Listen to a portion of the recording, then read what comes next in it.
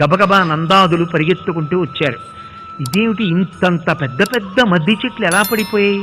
పిడుగు పడదుగా కపెనుగాలి విసరదో బాలుగిజరు పట్టి పడదో యజాలడు మద్దులేలకు లెధరణి మీద.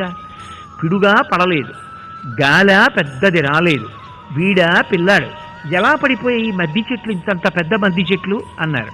ఎప్పుడు అక్కడ ఆడుకుంటున్న పిల్లలు చెప్తుంటారు, ఎందుకంటే పిల్లలు అంటే మహాత్ములు అని, వాళ్ళకేం అరమరికలు ఉండవు కాబట్టి అక్కడ ఆడుకుంటున్న పిల్లలు అన్నారు. కాదు కాదు, ఈ చిన్ని కృష్ణుడే రెండు మద్ది చెట్ల మధ్యలోంచి పాకాడు.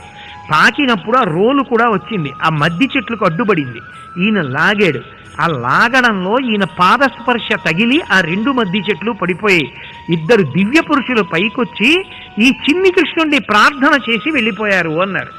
ఈ జడ్డుంబల్కే లోకంబుననైన చెప్పబడునే ఏ చందమో కాకయం చాలాపించుతు వ్రేలవ్రేతలు ప్రభూతాశ్చర్యలై అంతటన్. ఇదేమిటి, ఎక్కడైనా లోకంలో అలా ఉంటుందా? వీడు చూస్తే చిన్న పిల్లాడు, ఈ పిల్లాడు రోలు లాగట్టు, అది కూడా రోలు దేంతో కట్టారు?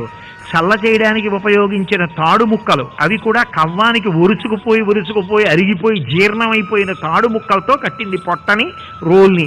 అది పెట్టి లాగితే మద్ది చెట్లు పడిపోయేట. మద్ది చెట్లలోంచి దివ్య పురుషులు వచ్చారట. ఈ చిన్నపిల్లాన్ని చూసి స్తోత్రం చేశారట.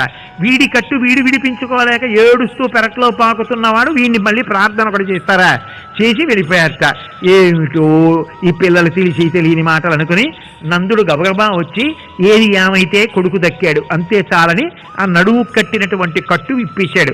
ఏమీ తెలియని వాళ్ళ చిన్న ఏనుగు పిల్ల ఎలా నడుస్తుందో అలా నడుస్తూ ఆడుకుంటూ ఇంత పెద్ద లీల చేసినటువంటి పరమాత్మ పరమ సంతోషంగా వెళ్ళిపోయారు. పిచ్చి తల్లి యశోద పరిగెత్తుకొచ్చి మళ్ళీ కొడుకునెత్తుకుని ముద్దులు పెట్టుకుని దృష్టి తీసి గోలాంగూలము తిప్పి గోమూత్రములు గోరదములంచెల్లి తద్బాలాంగంబుల గోమయంబలదిరా 12 నామంబులని దృష్టి తీసి కొడుకు దక్కాడని దానాలు చేసి ఆశీర్వచనాలు చేయించి మళ్ళీ పిల్లాడికి పాలిచ్చి అలిసిపోయావని బెంగపెట్టుకోకని తన తప్పని వాడికి విజ్ఞాపనలు చేసుకుని మురిసిపోయింది.